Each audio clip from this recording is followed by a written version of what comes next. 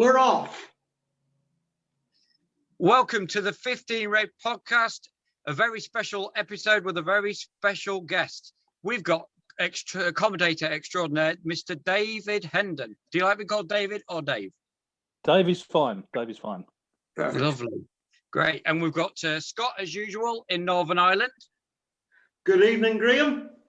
And good morning to Mike in Vancouver, British Columbia. Good morning, gentlemen. Nice to be with you.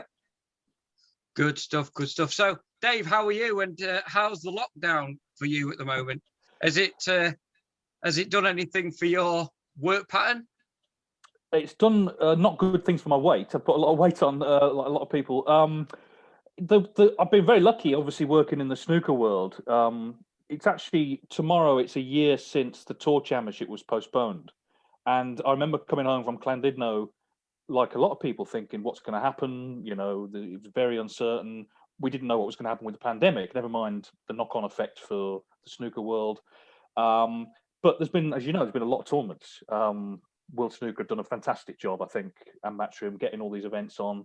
So I've actually been quite busy, which is good because obviously, you know, a lot of people have been stuck at home. It's very difficult for people. They're not seeing their families, they're not seeing their friends, not going out, doing all the things we like to do. But at least with the snooker having been on, it's been a chance to just work, do something I enjoy. And we've seen so many great tournaments. I think everyone thought, you know, without crowds, it wouldn't be the same. It's not the same, but it's still been really good, I think. So from that perspective, it's been really good, actually. And obviously now we're looking ahead, I guess, to the World Championship, which starts next month. Yeah, and just before we go to Mike's question, I was just going to say, with the fans not been there, do you think the standard is better or without the crowd or with the crowd? In a funny way, I think it's actually not that different. I think snooker is such a kind of almost sort of introverted game. It relies on silence. It's one of the few sports actually where obviously the crowd do make an atmosphere. I know that, but actually most of the time, if you go and watch snooker, you've got to be quiet.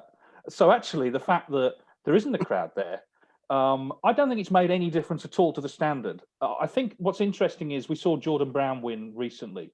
Now, had he won the first tournament of the season, I think a lot of people would have said, oh, well, no crowds, you know, it's easier for a lower ranked player.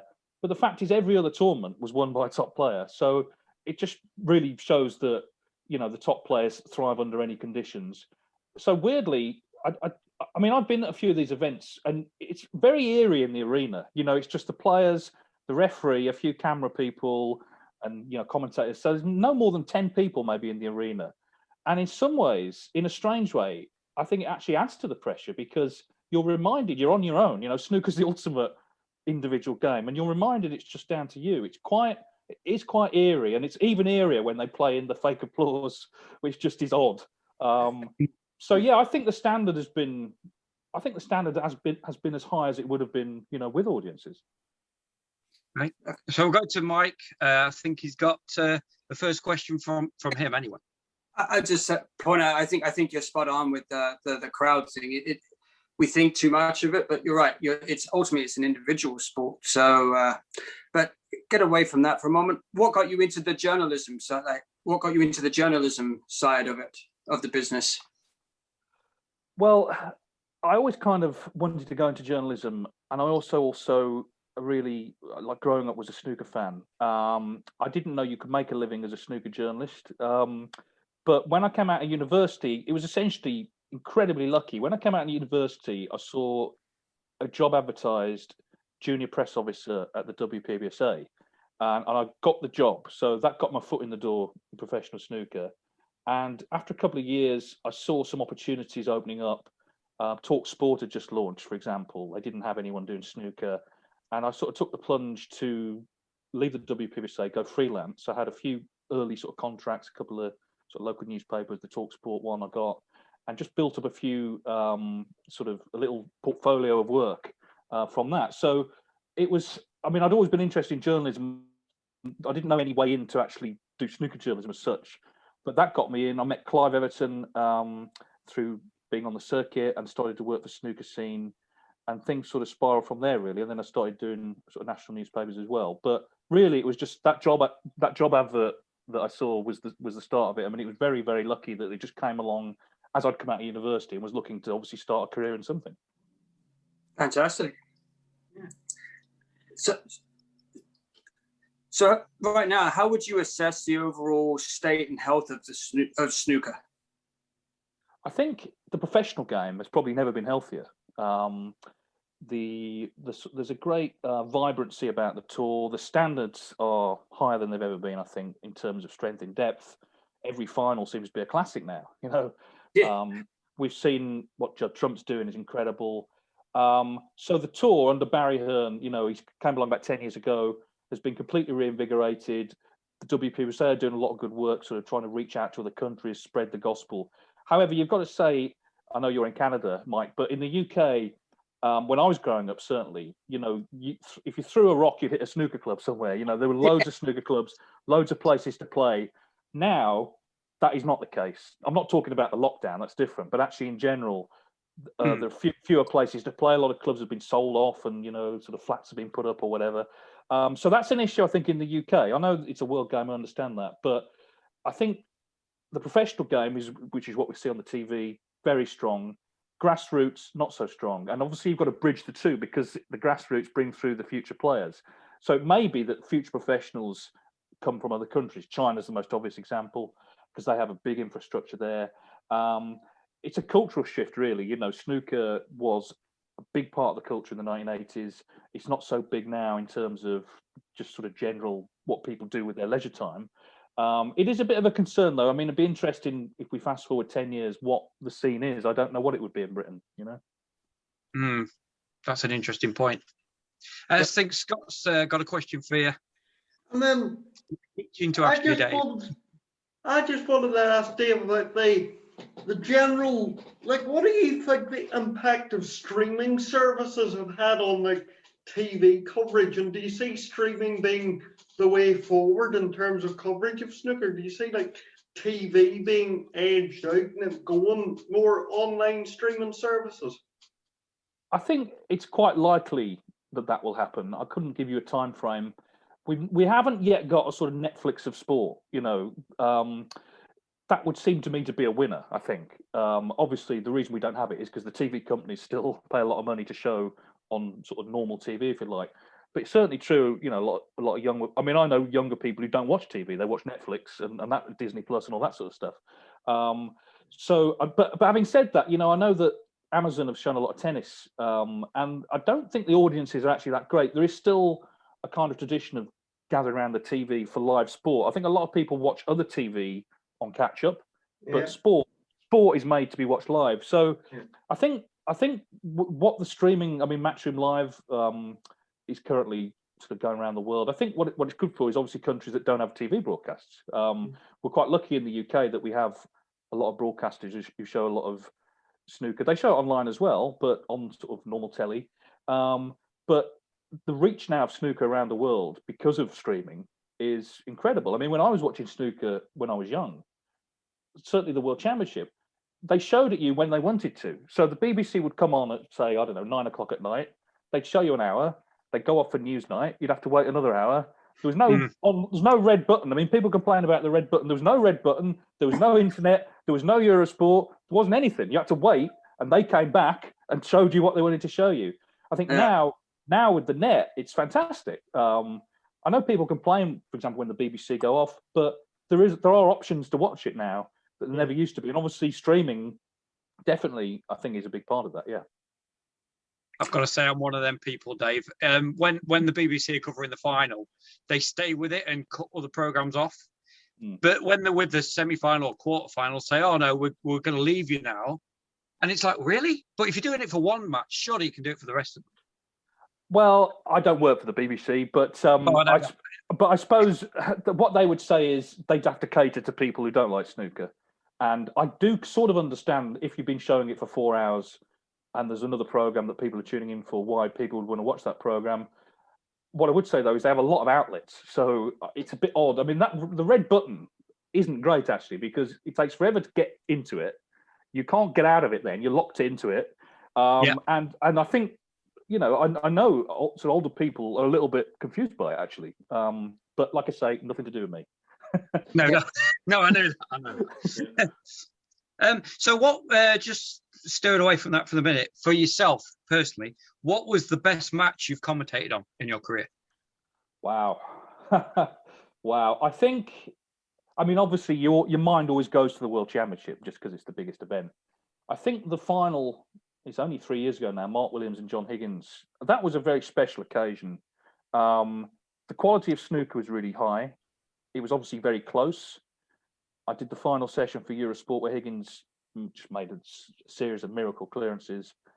And then Mark responded, obviously got over the line. But I think what made it special, apart from the standard and the drama, was the people involved, because I'd known them both for quite a long time. When I started in snooker, they were young men, they'd already won tournaments, but they were in their 20s. And to see these sort of two sort of gunslingers still going strong and still showing, the rest of the way, really, in terms of the standard you got to produce, was incredible. And to be in that, arena and see it and commentate on it was very special. I could have done without seeing Mark Williams naked at the press conference. I got to that was not the best ending to the evening, maybe, but other than that, it was a great night. Yeah. Just a single towel. Yeah. Yeah. But he stuck to his word, though, didn't he? He said, "If I win it, I'll do the topless." So yes, he did. Stuck by it. Unfortunately, in some cases. Yeah. So, do you think there are too many tournaments on the circuit at the moment? No, I don't think so. I think players can pick and choose, fans can pick and choose. You don't have to follow everything, but it's giving people opportunities, and it's worth saying as well. Obviously, again in normal times, when there are fans, for certain sort of groups of fans, there's only one chance a year really to see live snooker. For example, Germany, they have one tournament, so that week in Berlin, that is their chance to go and see the players. But it's true in the UK as well. Obviously Northern Ireland, they have the Northern Ireland Open once a year. Belfast, that is the big chance to go and see snooker. I understand what you're saying. I think when one tournament finishes, you have a big final, and then the next day you're down to round one of another one starting again. It can feel, oh wow, we're here again. But what I find is you get into it pretty quickly, because something will happen that day that is really great, and then you're back into the next event. I'd rather that than how it used to be, where you'd wait 2 months between tournaments. We don't want to go back to that. Like I say, giving players opportunity. I mean, this Pro Series that's on at the moment, I haven't watched much of it, hardly any of it. I don't think it's a great viewing spectacle, really, but it's giving players, particularly low-ranked players. There's a guy yesterday, Ben Hancorn, who won the group, not done much yet on the circuit, first season for him, but he's through to the next stage, and who knows what confidence he might take from that to the World Qualifiers. So I think the more the merrier, as far as I'm concerned. I know Barry Hearn would like to have snooker every day if he could. That might be going a bit too far, but other successful sports, golf and tennis, for example, they play pretty much all year round, and I don't see why snooker shouldn't aspire to be like that. I think that's fair enough. So what is the best rivalry currently? You're talking players, not commentators, I'm guessing. Yeah. Oh yes, you can say commentators if you want. No. We're all great friends. I think the sort of what I find the most interesting rivalry is O'Sullivan Selby, because it's a classic. It's a little bit sort of Davis Higgins going back years. Very different personalities, two great players, but different players. You can see when you see them play how different they are. Selby is very good at getting under Ronnie's skin, and actually Ronnie is quite good at getting under Selby's skin. Yeah. They're not necessarily best friends, but they don't need to be. They're both trying to win the same tournaments. The history is really interesting with a lot of close matches. The big one, obviously, was the World Final that they played in 2014. Ronnie was going for 3 in a row. He played the best snooker in that tournament for 16 days and lost on the 17th. Selby turned it round. He threw everything at him. Just fantastic sort of match play all round. So that rivalry is interesting. Obviously, they played, we remember the semi-final just last year at the Crucible, where Ronnie did get the win. But yeah, I'm always interested when they play each other. There's always a slight edge, which I like personally. And then I suppose the latest one, which is completely the opposite, is Trump-Lazowski. They're great friends. They play a very similar game. Judd Trump plays it better, let's be honest. That's why he keeps winning. It'd be interesting if Jack could win one of those matches, ideally a final against him. That might turn round, and then I think you then see him become more successful. But that's an example of a rivalry that it's not based on sort of, sort of enmity between them. It's based on they both just play a great game, a similar game, And as I say, at the moment, Trump plays it better. But yeah, O'Sullivan Selby, I think that's an interesting one, and it's going to rumble on for a while yet, I think. I thought I was going to say O'Sullivan Carter, because they've got a bit of spice to them, haven't they? It's true, but yeah, that's a personal rivalry, but it's not really a professional rivalry because Ali's only beaten him once, I think. Yeah, in about 17 meetings. So that's the thing with Selby. Like Selby has beaten O'Sullivan in a World Final, a UK Final, and a Masters Final. So that's a proper even rivalry. That's an even match. Although Carter and O'Sullivan have had, we remember the shoulder barge and all that. Shoulder gate, as Mike calls it. Exactly. But they've had that history, but actually Ronnie usually. I know Ali won that match, but Ronnie usually wins between them. So it's not quite an even rivalry in the same way Selby O'Sullivan is. Is that why they keep withdrawing from tournaments when they get drawn together? well, the funny thing is, Ali, although his record against Ronnie is terrible, really enjoys playing him. I think Ali fancies beating anybody actually. He was just ill that day, and then obviously the next event, Ronnie had just been battered in a final. I don't think fancied another week of being in Gibraltar, so gave it a miss. Yeah. Mike, Scott here. I wanted to ask you, go back to like favourite matches and so on. Which Crucible match do you think has been forgotten about, but nobody talks about, but was a great match, do you think? Which match would you pick out of those? Well, you're banking on me remembering it, which is I've seen so many matches down the years. I think it's true we sort of forget. I think the Crucible is often remembered for the first round, which is always dramatic, and obviously the final. Yep. And then the semis, maybe obviously last year's semis, but there are some great early matches. Those best of 25s are really intriguing.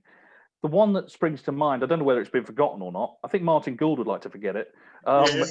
Is when he played Neil Robertson. And he was 11-5 up overnight and lost 13-12. But that's the key thing there. The key word there is overnight. It wasn't one match played all day.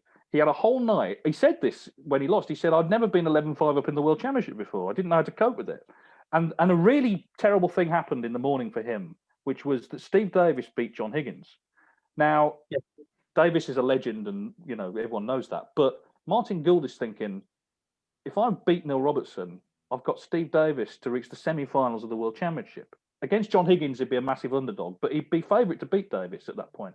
Yeah. So it's like a perfect storm for Martin. He actually tried to avoid the result. He didn't want to know, and inevitably someone came into the practice room and told him what had happened.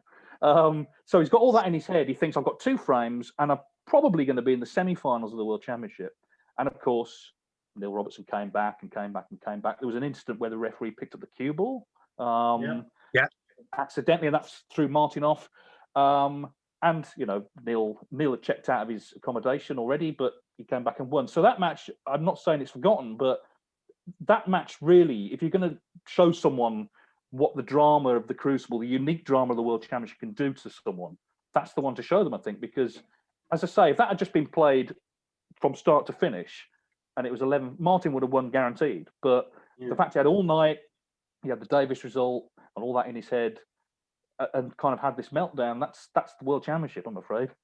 Yeah, well, on our Facebook page for our group, we're doing a countdown of 30 matches. Given that we're just over 30 days away from the World Championship, and we're doing a countdown of matches every day, and that's what I'm going to put in actually. For don't tell Martin. No, certainly not. No. But going back to the World Championship, based on current form at the moment, which top 16 player, in your view, is most vulnerable to a first round exit? Interesting. It's hard to say without seeing who they're going to play, obviously, because I think the draw is massive. I guess, Dave Gilbert has had not a good season. He's had a better second half than the first half. He got to the Masters semis. He's struggled with the whole lockdown thing, hasn't enjoyed it really. So possibly him. The thing is, I think there are Crucible players and there are non-Crucible players.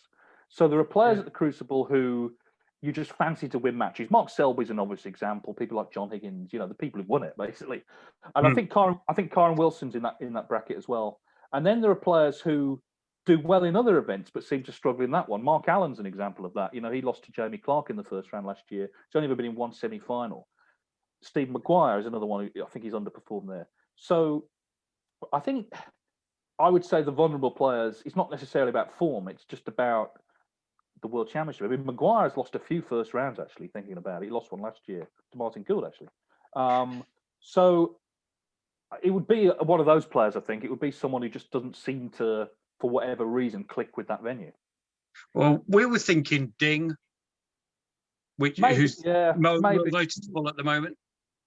Ding's, I mean, we talk about players having it hard during the pandemic. Ding has not been home to China since July. He's not seen his wife and daughter since July last year. So, clearly his headspace can't be great. I mean, it's hard to say whether he's a crucible player or not because he's been in the final there, which isn't bad.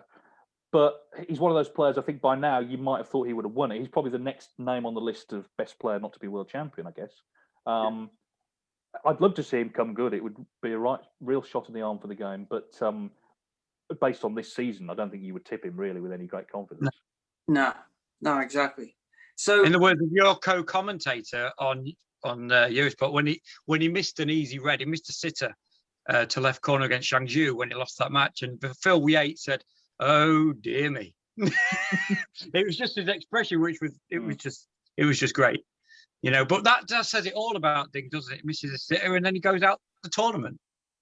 Yeah, he's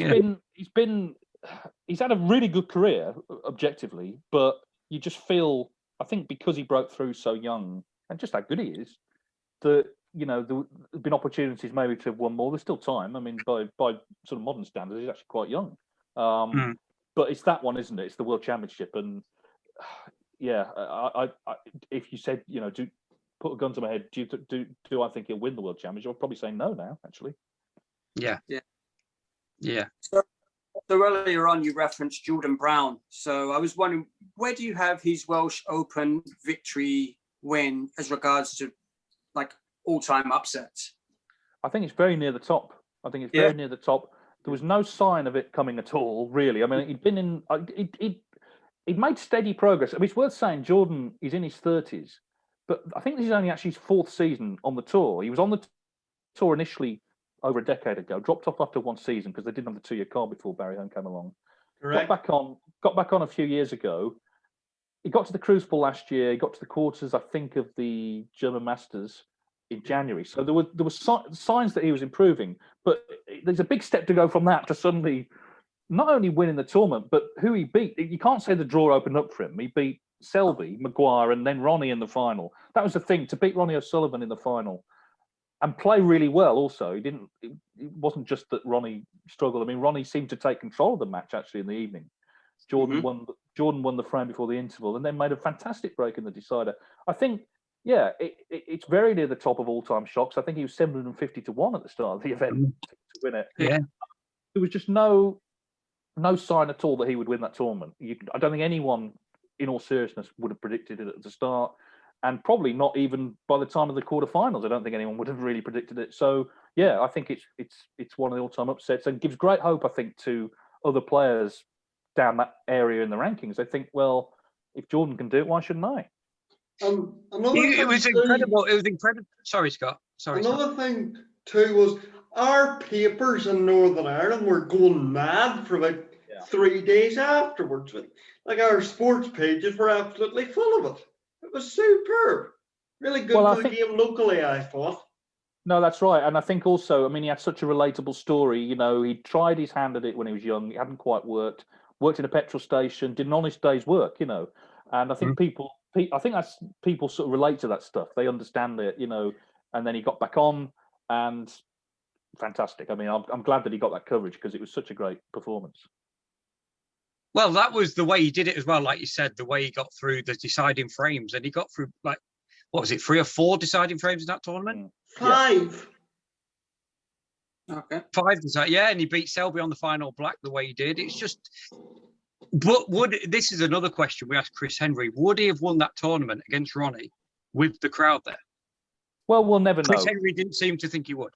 Well, maybe, but I mean, would Ronnie O'Sullivan have won the World Championship last year if there had been a crowd? Because he said very clearly he preferred it without a crowd. So there's all these sort of ifs and maybes. We don't know. We can only judge it by what happened, and what happened was he won. And it's no less of an achievement because there wasn't a crowd. It was. Yeah. Okay. So I got 5 statements for you. It's called lock or no lock. You tell me if it's a lock or not, maybe some quick rationale. So the first statement is Ronnie O'Sullivan will finish his career with 1,500 plus centuries. I don't think that's a certainty. No. He's taken the best part of 30 years to reach 1,000. So you're asking for half again. He's 45 now. I don't think that's a certainty at all. I mean, we don't know how long he's going to continue or at what level. But at some point, he will have to decline. I mean, that's just a fact. It may be another 10 years. We don't know. But so I don't think that's nailed on at all. No. Okay. There will be more than 79 centuries at this year's World Championships. Yes, I think a lot. That's a lot. Yeah. Okay. Judd Trump will have 40 plus ranking titles by his 36th birthday. By his 36th birthday, how old is he now? 31. No, I don't think so. He'd have to win another 18 in 5 years. Well, actually, thinking about it, it's possible. I'd be on the fence on that one. I think I heard Anthony Hamilton say, and I tend to agree with him, this intense run Trump's been on, at some point, is going to come to an end. And I mean, it sort of did. He didn't win 2 tournaments, but I mean, it's going to come to a longer end than that. And he may struggle to recover. I think he will recover, and he will definitely win a lot more tournaments. But can he keep winning 6 ranking events a year, for the next few years? I think it's unlikely, because what he's doing is unbelievable. To maintain that will be a huge effort. So by the time he's 36, no, I'm going to say no. Okay. There will be 3 different semi-finalists at this year's World Championships. Compared to last year, you mean? Sorry, compared to last year, yes. Yes, I think that will be the case. I don't know who they'll be, but No. but you always get at least one surprise one. Really, we had Gary Wilson 2 years ago. We had McGill last year. Someone will come through, probably from the qualifiers, and just cause a few upsets. So yeah, I think that's likely. Okay, and the last one is by March 16th, 2022, Jack Lazowski has won 2 ranking events. Well, I hope by then he's won 1. I think that'd be fantastic for Jack. There's no one who dislikes Jack. He's great. Such a nice guy. Will he have won 2 by then? Probably not. But if he's won 1, I'll be delighted. Fair enough. Yep. Good answers. Oh, so what's your go-to beer brand, David? Well, I've actually, and I mentioned my weight gain earlier, I've actually sort of stopped drinking beer. I tend to drink wine now, mainly because the pubs aren't open. I don't necessarily like to drink at home that much, but if I'm out, I'll have a drink. But I've not been in a pub for a year basically. So I'd have in the past sort of drunk craft beers, I guess. But I'm getting the taste now that I'm talking. Now I'm talking about it. But I've sworn off the beer a little bit. Okay, top song on your iPad. Well, that's a sore point actually, because I lost a lot of music on my Apple account. I'm trying to find out why. I've been listening actually.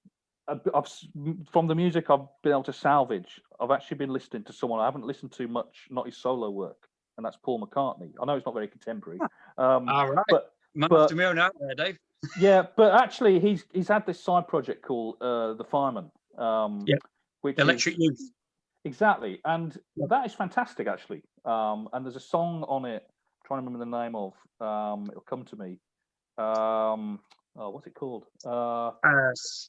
It'll come to me. While I'm talking, I'll Google it. But actually, I've been listening. I've been listening to that a lot, partly because, as I say, I've lost a lot of other music. But it's actually, I find it really quite uplifting. I'm just looking it up now. I know this is not great for your podcast, but Sing the Changes. It's called Sing the Changes. See the changes, see the changes. Let the song play. Yeah, brilliant Exactly. song. Yeah, It's quite uplifting. So I've been listening to that a bit. Yeah. yeah. Favorite movie? Favorite movie is One Flew Over the Cuckoo's Nest. Got the best ending. Yeah, Jack Best Nicholson. ending ever. And yeah, I mean, it's great, I think. Okay. And I know you're a bit of a playwright as well. Yeah. So who's your inspiring playwright? There's two writers, three writers actually, who I really admire. One is Alan Bennett. One is Aaron Sorkin, who wrote The West Wing and has just written the Trial of the Chicago 7, which is on Netflix. And the other one is Victoria Wood, who I sort of grew up watching. So there's two very English writers there, Alan Bennett and Victoria Wood, northern writers actually. Yeah. Very, very good at sort of turn of phrase and just a very distinct way. You always recognise their writing. And Aaron Sorkin, it always seems to me, the sort of words are almost pinging off the screen. There's so many of them. He's very big on dialogue. So yeah, they're quite different, I suppose, because he's from New York. But yeah, they'd be the three, I would say. And your favourite book? Ooh, favourite book. There's not many. I read a lot, but there's not many books I would have read more than once. I don't think. There's not a book I necessarily go back to. I think one author I have gone back to in the last year, for reasons that might be obvious, is George Orwell, actually. Yeah. And because I did his work at school, and when you're young, you don't necessarily appreciate all of it, but I think everyone should read 1984, definitely. Yeah. Must read stuff for sure. Mm. And what's your other hobbies outside of commentating? Well, all the things you can't do at the moment, basically, like going to the cinema, going to the theatre. I went to the gym quite regularly. Just going out and doing things and sort of switching off a little bit. I think I spend a lot of time. I'm doing it now, actually, staring at screens. Whether it's writing or whether it's snooker, or it's nice to actually be outside doing stuff. But obviously, at the moment, we're all in the same boat, aren't we? We're all kind of looking for the end point. But yeah, it'd be nice to just go back to normal stuff, won't it? Sitting in the pub talking nonsense is great. That's a great way to spend your time. I miss that. And just going out for something to eat, and all those, just the things we've taken for granted all our lives, really. Be nice to go back to doing that sort of stuff. I think the playwriting is something definitely in the last few years has become more of a thing. It started as a hobby, and now it's become something I'd like to pursue a bit more seriously. But again, the theatres are shut, so we've got to wait for them to reopen. So, in Mike's words, if you had a Canadian dollar, who would you put it on to win the World Championship? Well, the favourite obviously is Trump. He will be the favourite. He'll be the favourite in the betting. I just have, though, and I don't normally tip him. I didn't tip him last year, but I just have a feeling that Ronnie might win it again. It'd be a sort of Ronnie O'Sullivan thing to do, to not win a tournament all season. Look like, yesterday's behaviour in the Pro Series was rather bizarre. Looked like he sort of lost a bit of interest, and then sort of saunter into the Crucible and in great style and panache win the World Championship again. And I think, he always talks about how he's not interested in records, but the chance to equal Hendry's record of 7, it must be a motivation. I almost feel, has he been keeping something back this season, ready for that? So that's what Mike reckons. He's gearing up for this one big tournament. I think so, and he's obviously good enough to win it. We know that. That's just a fact. So yeah, I just have a sneaking feeling for Ronnie this year, and I don't normally tip him because he's so unpredictable. But I just think, I could see that happening. Very good stuff. So how's your own podcast come along, Dave? Because you've had it for quite a while, haven't you? Yeah, it was a bit. I started it actually 2015. It was a bit sporadic at first. I just sort of did it when I could do it, and I've had a lot of big names on it. Hendry came on, Neil Robertson, Selby, Mark Williams, all these people. But a year ago, when the lockdown started, Michael McMullen, who's on the podcast as well, he texted me, said, "Why don't we just? Because we needed something to do apart from anything else. Why don't we just do one every week? We do it on Skype or Zoom or whatever." And that's what we've been doing all year, really. So we just talk a lot of kind of nonsense every week, and I enjoy it, and he enjoys it. Hopefully, if other people do, then that's great as well. We go down a lot of sort of blind alleys talking about stuff from years ago, but I think, hopefully snooker fans, maybe learn a little bit, but also it's meant to just be a bit of fun, really. Like I'm sure yours is the same. Well, Yeah. Scott's been one of your correspondents, hasn't he? He has, yeah. No, he's sent us a lot of interesting stuff. Yeah. Do you remember? Oh, he's a statistician. Do you remember the email I sent around my birthday? I enjoy your obscure cultural references. I'm glad someone does, because they are obscure. We end up talking about a lot of basically old telly from the 80s, which I know is not necessarily to everyone's taste, but yeah, you just because it's all the thing is it's all in there. Like you're conditioned by. I mean, when I grew up, there were like 4 TV channels, and so the big sitcoms everyone watched, the big TV shows, and they're just in your kind of mind. And Michael's the same age as me, so we end up kind of just as I say, talking nonsense really. So, who would you say is your top 5 greatest players of all time? Well, I'll go in reverse order. Okay. I would say 5. I would put Mark Williams just ahead of Selby at the moment. So Selby's probably number 6. I think Mark coming back and winning at the Crucible in 2018. And people forget how good Mark was when he was number 1 initially. He was by far the best player for about a year, ahead of O'Sullivan and Higgins. He was, people sort of forget that a little bit, and he's still going strong now. Number 4, I would put Steve Davis. Steve's name has sort of fallen out of the greatest of all time debate a little bit. And it's true that standards have risen, but he set them in the first place. Steve Davis was the first snooker player who was a champion, who didn't come from the sort of world of work. He wasn't a miner and a steel worker and postman and all that. He came straight into snooker as a career, and he sort of showed people you could do that. And what he did in the 80s was incredible. And actually, talk about ranking titles. A lot of the tournaments in those early years, there weren't ranking events. The UK Championship for a number of years wasn't a ranking event. If there'd been even half as many more ranking events, he would be on probably 40 or 50. Davis, I genuinely believe that. So he's number 4. 3, I would put John Higgins. I know there was some weird mathematical algorithm the other day that put him number 1. I saw that. I have no time for that really. Sport's not about I'm good, all credit to the people who did it and all the rest of it, but sport's not about algorithms, it's about opinion really. So Higgins I would put 3, I would put Hendry 2. Big admirer of Hendry. I think for 10 years he was unbelievable. In the 90s, I was looking this up earlier, the 90s, he won 51 tournaments. The next player on the list, I think, was Davis, who won 21. So he won 30 more tournaments than the next player on the list in that decade. And he had the dominance and he had everything, Hendry, and he raised the standards. But I think Ronnie O'Sullivan has to be number 1 because he's still doing it. He's 45. He's the world champion. He's still doing it. He's got longevity. We've never seen that in the sport ever before, to still be at the top level. He was the youngest ever ranking event winner at 17. He could end up being the oldest.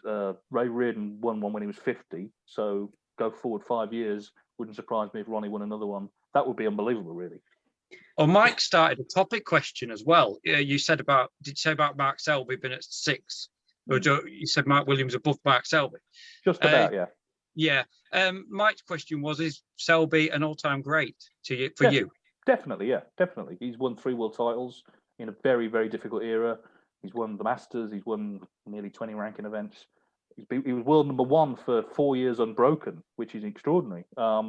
Definitely. And also, what I admire about Mark Selby is where he's come from. He came from a very, very difficult background. His family couldn't even afford to send him to the club. He had to rely on free practice. So he came from essentially a complete standing start. He had nothing, no one pushing him forward, and he made himself world snooker champion, and he's still hard as nails, which I also admire. I don't understand when people criticize him for all the grinding and everything. You're supposed to try and win. That's the point. And he's got different ways of doing it to some of the other players, but he's very successful. Mark Selby is definitely an all-time great. I've got a question for you, Dave. This is a factual question. You can think about this. Can you name all the players that have beaten O'Sullivan at Sheffield? Yes. This is what we have to put up with every single night, Dave. Well, I'm going to say no, but I can name some of them. I mean, the first one that beat him was Alan McManus. I know that. I know that Parrott beat him there early on. I know Darren Morgan beat him there. Correct. Obviously, Hendry's beaten him there. John Higgins has beaten him there. Correct. Marco Fu beat him in the first round. Correct. James Cahill beat him in the first round. Bingham, when he won it, beat him. Yep. Correct. Barry Hawkins beat him there. Correct. But yeah, Selby in the final. Correct. How many are there, by the way? Well, there's Peter Ebdon that you missed out as well. Peter Ebdon, of course, yeah. Wow. Peter Ebdon. Ali Carter. Ali Carter. Yeah. 2006. Who won it in 2006? Graham Dott, of course, yeah. He gave his cue away at the end of the match. Yeah. That's all of them, but that's all. And then Dig, of course, in 2017. Yeah, that's right, yeah. Not bad. Not bad. Thank you. Dave, just what was your take on the Champion of Champions when Ronnie O'Sullivan said what he said to Mark Allen? I think personally, I mean, I wasn't there. I had the virus, actually. I couldn't work on that event, but I was watching. Right. Yeah. I was fine. I was absolutely fine. I think what I've noticed with Ronnie is that when he's feeling pressure, and that pressure usually comes because the other player's playing well, he starts to notice things that he wouldn't ordinarily notice. I've seen him throw out photographers who've done nothing wrong, but he's noticing things in his eye line that he wouldn't necessarily notice. And I think that's what that was. I think it was quite a sort of innocent thing that got blown up. I think he started to notice Mark. Mark wasn't doing it deliberately, I'm sure. It was quite tasty, wasn't it? The way they sort of confronted one another. And Mark is quite a tough character. You know, he was going to stand his ground there, or sit his ground. Actually, he just sat there. But yeah, I think that's what it was. I think sometimes I think if a player's in the zone, they don't notice anything. Other times they notice everything. And I think that was a day where he just noticed things and they started to get under his skin a bit. So why do you think Ronnie's 0-4 in finals at the moment? Is it because he's put himself under too many player pressure, or the players he's played? I think the first two were in the first half of the season when he wasn't really practicing. The match with Trump was quite close, but Trump was always, I think, favourite there. Yeah. The Scottish Open, I don't know how he got to the final even. He didn't play well in that tournament, but he got to the final. But Selby was playing really well. The Higgins result, John Higgins just played sensational snooker. I mean, that's the best I've ever seen John Higgins play in a few years. Yeah, no, I mean, it's one of the great performances of the year, definitely. So, again, he was just outplayed. The one we've talked about already, Jordan Brown, that was a big surprise, really, with all his experience. You'd have expected it. I don't think there's any psychological factor in. I mean, he's won so many tournaments, there can't be. It's just one of those runs I think he's on. I think it will end at some point. As I say, the Crucible would be the best place to do it. Yeah. Well, he said against John Higgins that he put himself under too much pressure because he knew how good John was playing. But with Jordan Brown, was it because he was overriding favourite, do you think? And he was expected to win? Possibly, yeah. I mean, I think that does happen. When you're a sort of heavy favourite, it's almost like everyone's just expecting you to win. But he made a bad start in that match. Actually, he didn't start well. Jordan did. Jordan settled well early on, and but as I say, Ronnie actually took the lead in the evening, and then you expect him to close it out. At the end of the day, you know, and that's what I was saying about the mathematicians. It's just a game, you know, and stuff happens in a game, and it's not always about, you know, even who's the best player. It's just about things that are happening. A bit of run here and there can obviously help, and then the mental side is very important. And I guess I don't know. I don't think that defeat was linked to the other defeats. I just think on the day, for whatever reason, maybe he was expecting in his mind Jordan to start collapsing, and he just didn't. He was just solid and strong, and obviously got the win in the end. But yeah, it's unusual, I guess, for him to lose 4 finals in a row. But as I say, he'll be in more finals, and I'm sure he'll win them. Dave, do you think that stats are used too much in snooker? Do you think, you know, statistical information? I mean, I think They can be. I think everyone's taste is different. Some people have no interest in them at all. Other people are really interested in them. I mean, I'm a big cricket fan where, you know, it's very statistical based. You know, people get very excited about everything in cricket. Any stat at all. It's coming to snooker. It didn't used to be in snooker as much. I think if you go back to the 80s, I mean, the sort of commentary style then was very much less is more. Or in some cases, less is less. They didn't say anything at times. And that whole, I mean, there was no cue tracker or anything then. You know, people couldn't look stuff up, I guess. I think they should be used in context. I use them quite a lot, hopefully in context. I don't just blurt out stuff because I know it. It's hopefully relevant. Like I mentioned with O'Sullivan Carter, that, you know, like you say, they have a rivalry, but the head-to-head actually is relevant there because it very strongly favours Ronnie O'Sullivan. But like I say, it's people's taste. Some people, like in terms of sort of commentary, some people love to hear basically a description of every shot. Some people can't stand that. Some people like to hear stats. Some people can't stand that. Some people don't like to hear commentary at all. It's just a personal choice, and you can't please everybody. You never will. Well, I personally think Q Tracker's the best site on the internet. I'm never off of it. It's absolutely marvelous. Well, I met Ron Florax a few years ago, who runs the site, and I couldn't believe how normal he was, because you would think he would be like some almost sort of serial killer type sort of character who's locked away in a basement, you know, coming up with all these stats. Such a nice bloke, which is good, obviously, you know, a nice guy. He's done an incredible job. I remember he reminded me of this when he was starting to set the thing up. He emailed me and told me what he was planning to do, and I said to him, Ron, don't bother. It's going to be too much work.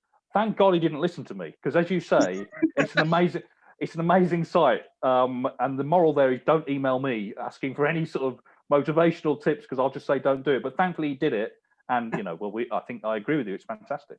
I mean, it'll be 10 years next September. That's hard to believe, isn't it?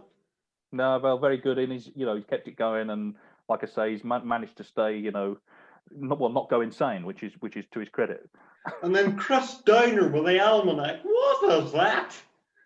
Chris Downer, another surprisingly normal person. Yeah, I met Chris. The thing about Chris is he doesn't do it for any personal sort of fame at all. He doesn't do it for people to applaud him. He does it because he likes doing it, and I admire that. I like that bloody-minded attitude. I'm just going to do it because I want to do it.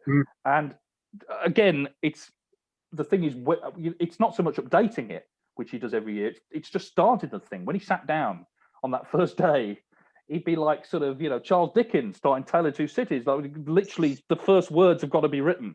Incredible effort. And I think snooker, there are a lot of people in snooker who are not necessarily, they want to be involved in some way, and they find their niche. And I think we have so many great fans in the game, and they all congregate, of course, in Sheffield every year. Chris goes and various other people go. And that's why I think it's good news that the fans are coming back this year in a very limited capacity. At least people who support the game with their own money get the chance to actually enjoy it up close, which is important, I think. Absolutely. I do love I've been to the Crucible twice. I saw Ryan Day against Matthew Stevens in the quarterfinal 2012, and then 2018 Jamie Jones against Karen Wilson, which was another quarterfinal match. It was excellent place, excellent venue. Brilliant. And actually, the first email I ever sent you, Dave, was talking about my experience with my dad in 2012. Yeah. Well, this is the thing. The Crucible's not only special for players. Every player wants to play at the Crucible, but every snooker fan knows the legend of the Crucible. And you get people, again, in normal times, coming from all around the world and just standing there, like looking at the place as if it's some holy shrine, which of course it is to snooker people. You go inside, you realise it's actually just a theatre, but it comes alive for the World Championship, and all the memories we have of the World Championship have all happened in that one room, which I think is fantastic. Yeah, and a lot of players think it's too small, though, don't they? They keep saying it's too small.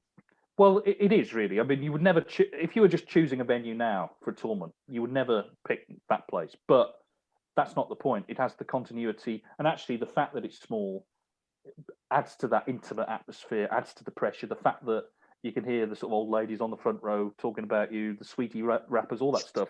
That's been there for 40 years, and it's definitely, you know, Clive calls it the marathon of the mind, and it's definitely true. It's a mental test, the World Championship, and that atmosphere adds to it. It is a cauldron, And we've seen so many great players crack up. You mentioned the Ebden match with Ronnie O'Sullivan, I mean, Ronnie, was completely worn down by the way Ebden played. But there's no sort of way out, you're just stuck there. You've got to deal with it. And of course, the players sit next to each other, which is so uncomfortable until the one table. They have to sit there. Do you talk to the other guy? Do you just blank them? It's fantastic. I mean, like I say, it shouldn't really be there in a way, but I'm really glad that it is. Yeah. For sure.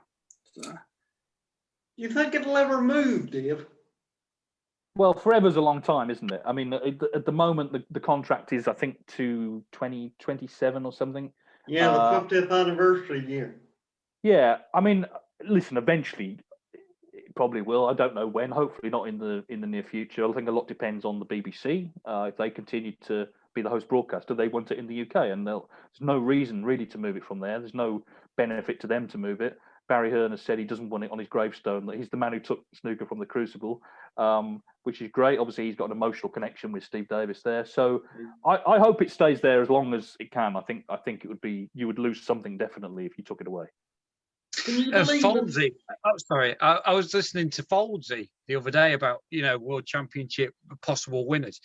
And he was saying about Mark Allen. He said, he's got a 50. He said, if I was going on someone, I'd go with Mark Allen. Would you say that's a fair statement?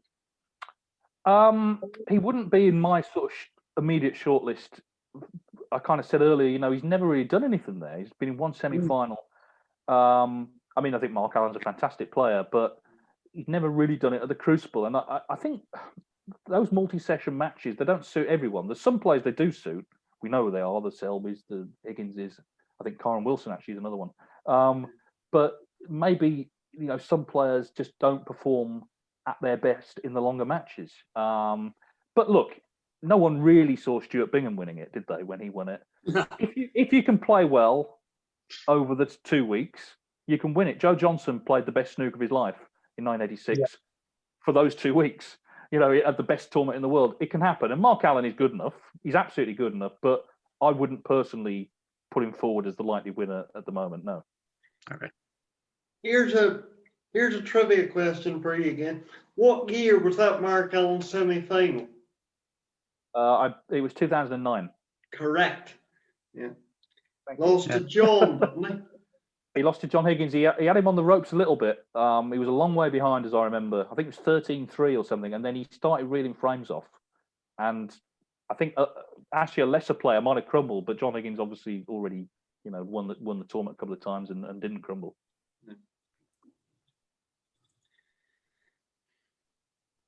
Mike, have you got anything to add?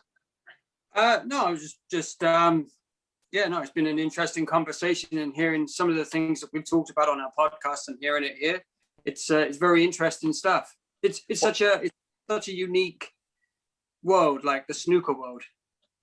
That's certainly true. But I want to ask you guys a question. Who are your tips for the World Championship? Who are you asking first? I don't know what the hierarchy is. You can, whoever, you decide yourselves. All right. Well, I'll go with Ronnie. Okay. Because with Mike, this is the tournament that he's gearing up for. I think, his 04 in finals will be quickly turned around there. That's my pick. Yeah, I'm going with Ronnie as well. I've said this has just been one big practice session for him. The 0-4 is just a statistic. It's not, and it doesn't really mean anything. This tournament, the World Championships, it's going to have something on the line for him. So Ronnie's my boy. Okay. Scott? John. I think Joe Liggins for a fifth. Oh, wow. Well, it's not a bad shout. It's not a bad shout. I think that, I mean, if he plays if he can sustain the form he showed at the Players' Championship, I think he will win it, actually, because I don't think he can play better than that. It's just whether he can sustain that for that length. He did it over, 4 matches, and he did it brilliantly. But obviously the World Championship is much longer distance. So can he play that well for 17 days? If he can, I think he will win it. I think you're right. But we don't know. We'll find out, obviously, next month. And actually, if he makes the final, he will equal Stephen Hendry's final record of 9. Interesting, yeah. I'll tell you what, though, that won't be of interest to him if he loses another one, because he lost those 3 in a row. I think the third one he took quite well because he was just outplayed. But the other two were very difficult, I think. And actually, I think he was sort of fine in the moment. But when the new season started, it was still, you could see it was still on his mind. He actually talked about retiring at one point.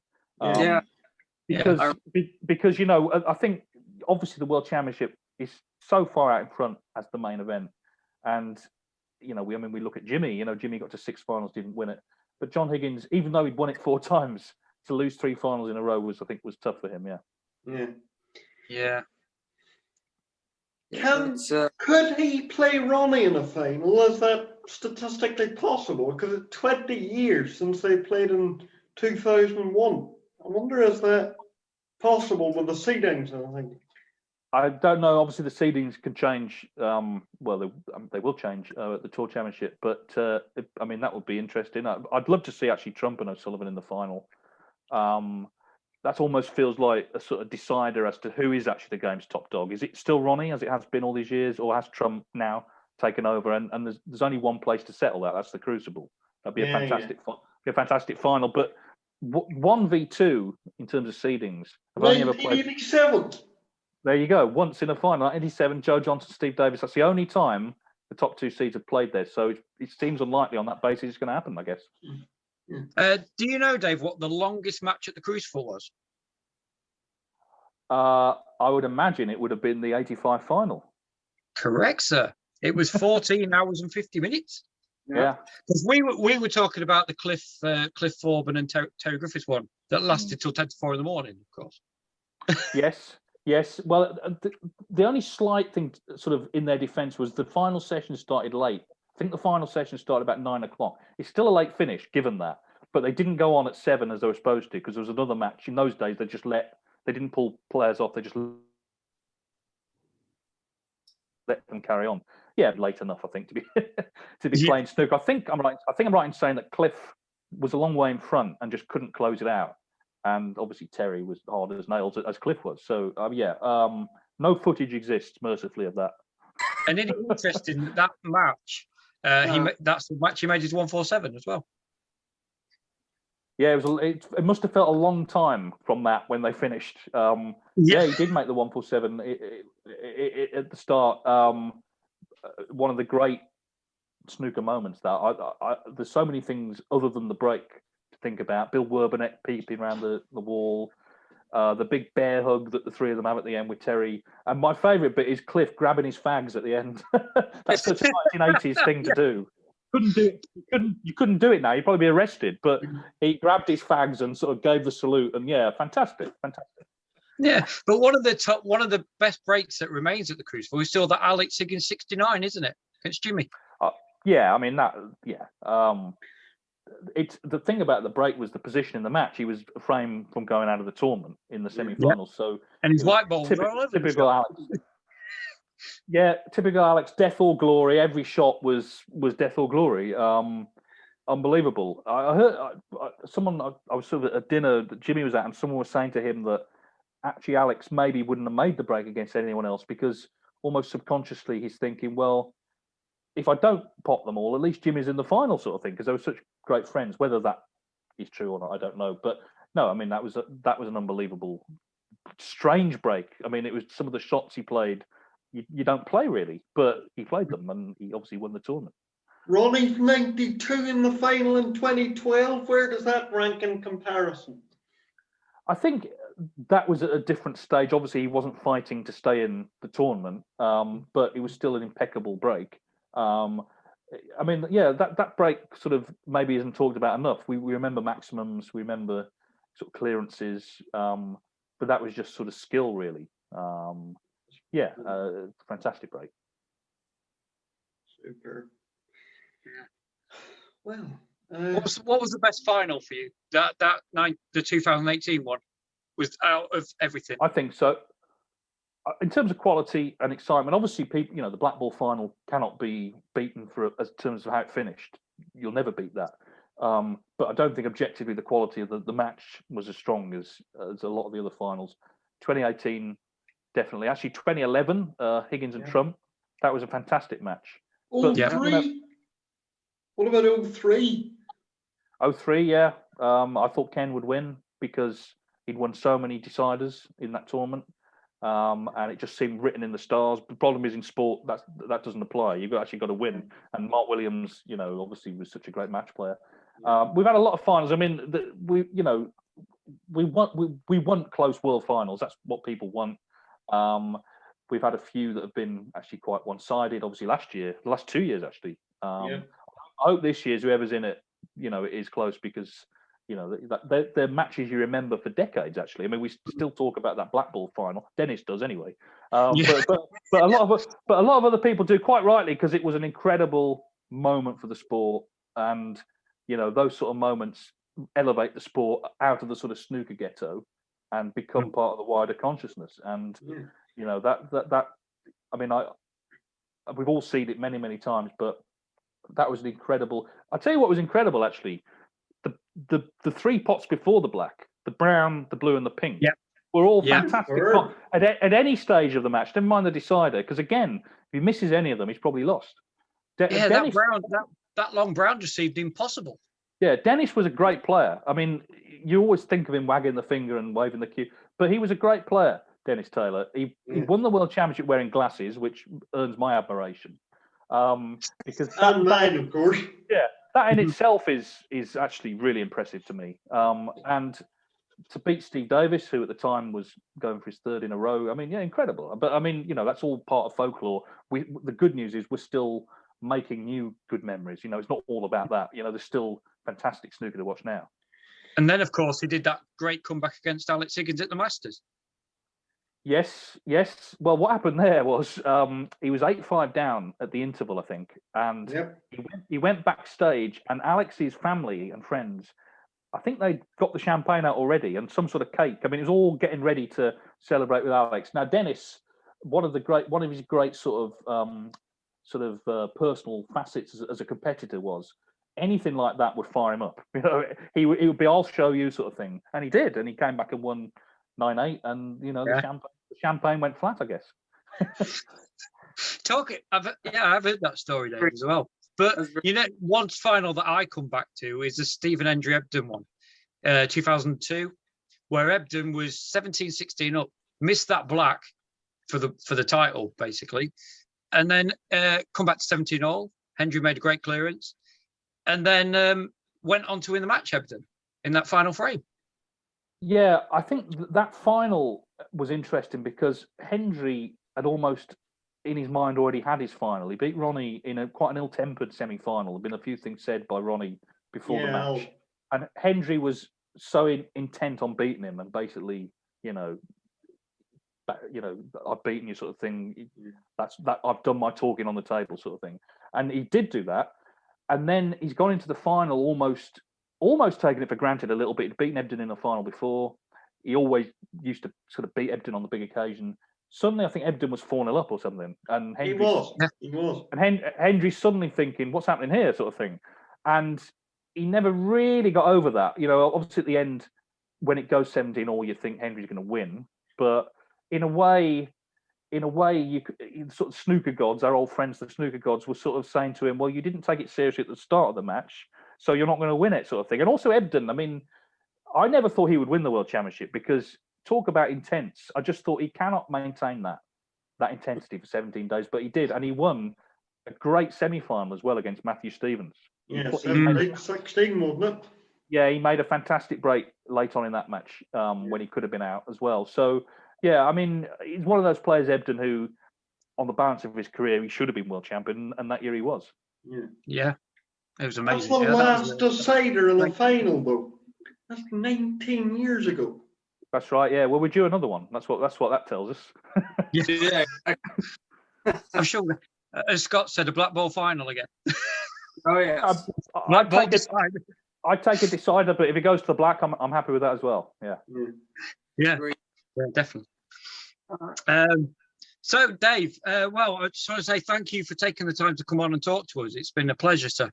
No problem. I've enjoyed it. Fantastic. Yeah, I hope we can get Phil Yates on here. That would be great as well. Get your co-commentator. Try stopping him. Me and Phil get going, the turn up they give a Trivial Pursuit. Listen, if you have Phil on, you'll only have to write down one question because he will just talk for the next hour. But yeah, no, absolutely. I mean, listen, as I said earlier, I think snooker's very lucky to have so many passionate fans who give their own time to try and do their best to promote the sport. It's very important, and it's one of the nice things actually about snooker and snooker players as well. Although the money in snooker is really good, it hasn't got so out of control that they have lost touch with real life. You know, you can go to a venue. Players like the stars don't act like stars. You know, they're normal people. You can go and get Mark Selby's autograph. You can go and get Stuart Bingham and Higgins, and all these guys will take the time to, you know, for selfies and all that stuff because they see themselves as members of the public. They see themselves as ordinary people, even though we maybe see them as stars. They don't act like that, and that's really good, I think. And as I say, the relationship between fans and players in the sport is really good, and we see it every year at the Crucible. You know, that's where it all sort of comes to a head, and that's why I think it's great that there will be some fans there this year. Yeah, it'd be great. It will be great to get the fans back in there and get that atmosphere back. Yeah, definitely. An excellent point there, David, about the closeness of the fans to the players. I think it's one of the great things about the sport. Definitely, yeah. No, and long may that continue. Like I say, that the money's good, but it's not millions and millions and millions to the extent where they have entourages, and you see like footballers get off the coach with the headphones in, not looking at anyone. Yeah. Thankfully, it's just not like that. You know, it just isn't, and that's good. Beautiful. What's it like working with Phil and Joe Johnson? And yeah, I mean, we all get on great. We're all snooker lovers in different ways. Obviously, you know, there are players who played the game and are now retired and are continuing in the sport in this way. Phil, like myself, was a journalist. Well, he's a journalist, and this is another way to kind of, you know, be involved in the sport. I think the snooker circuit is actually a really nice place to work. It's a quite small environment. Everyone kind of knows everybody. That sometimes can be a bit kind of much, you know, because everyone kind of knows your business sort of thing. But no, it's great. And actually this year, because of what's happened, everyone has kind of banded together and got on with it, which is nice, I think. Yeah, we just enjoy it, you know. I mean, I think that's important as well. If you're going to be in that position, which is a privileged position to be commentating, you've got to actually try and convey some sort of excitement about it, and just try and, you know, as I say, kind of do your best to do your small bit, you know, to promote the game. Where did Phil develop his memory, though? That's what I want to know. It was in a laboratory. Yeah. It involved implants and chips and all sorts. Yeah. Does he write all this stuff down, or is it all in there? Oh, it's all. Well, I don't want to sort of let daylight in on magic, as it were. But I think he does a lot of research. I mean, that's part of the job. You know, part of the job is to do the research and sort of be aware of the sort of things you're going to be talking about. Yeah. Fair enough. Okay, Dave. Well, we'll let you go, man. Thank you very much, and hopefully see you again soon. Yeah, thank you. No worries. No worries. See you soon. Cheers. That's it. Wow, that was a great episode, fellas. Thank you for Dave. Thanks to Scott and thanks to Mike. Just as Scott turns the recorder off in a moment, but I'll just say thanks to Dave. That was a wonderful, wonderful interview, and I'm really glad that he came along.